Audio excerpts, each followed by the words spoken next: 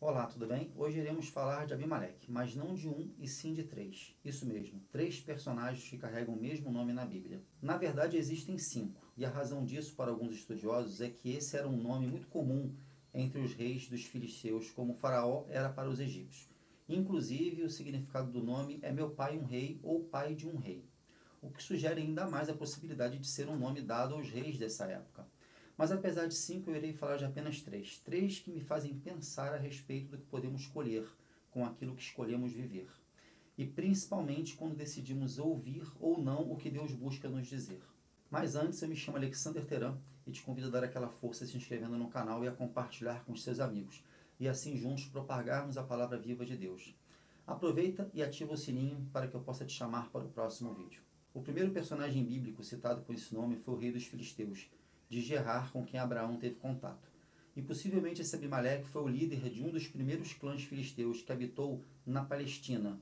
E com ele, justamente, Abraão foi arrumar uma treta. Pois é, Abraão e Sara se mudaram para Gerar e, por medo de Abimeleque mandar matá-lo, ele espalhou que Sara era sua irmã. Para quem não entende uma decisão dessas, já achando que isso é uma loucura, deixa eu te falar como a coisa funciona ainda hoje. Mesmo com as leis, polícias e direitos humanos, existem lugares onde o chefe, se gostar da esposa ou filha de determinada família, manda buscar, simples assim. Eu já ouvi inclusive alguns relatos de famílias que precisaram se mudar quando a filha chegou a uma determinada idade. Se hoje é assim, imagina naquela época, com as dificuldades de moradia, alimentação e deslocamento. Agravando ainda mais, tinha o absolutismo, que era a centralização de poder na mão de um único homem. Ou dançava sua música, ou era colocado para fora do baile. Ponto. Entendeu agora o medo de Abraão? Muito bem.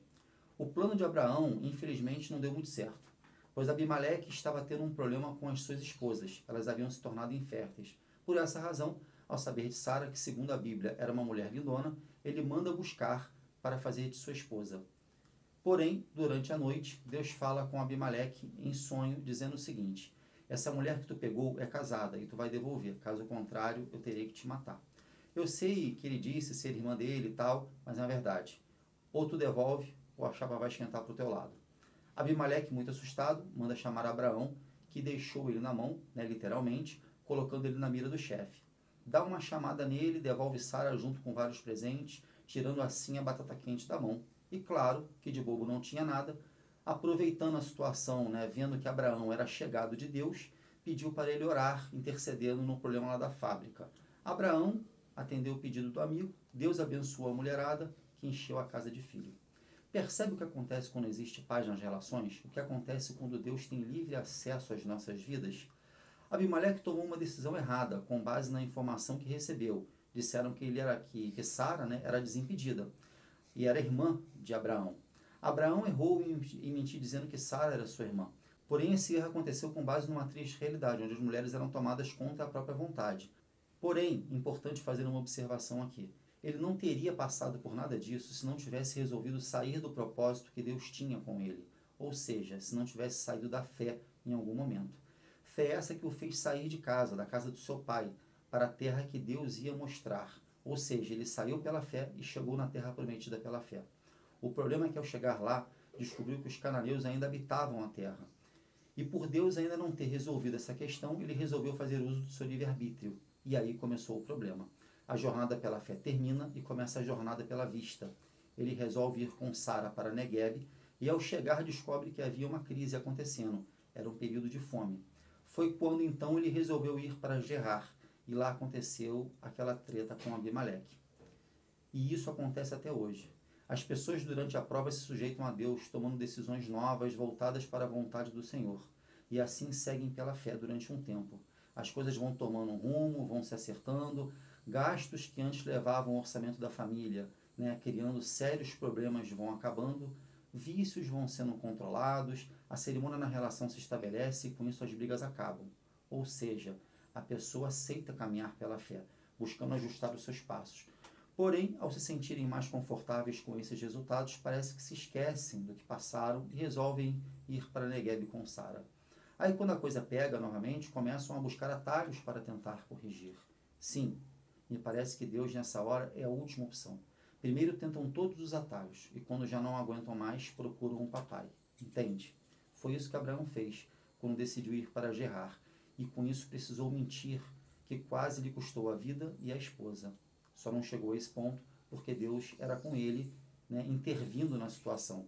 Abimeleque obedeceu, se acertando com Abraão. Abraão ficou financeiramente bem com os presentes que recebeu. Abimeleque cheio de herdeiros. E mais à frente os dois fizeram um pacto onde Abraão resolveu uma desavença na família de Abimeleque, ou seja, final feliz graças a Deus.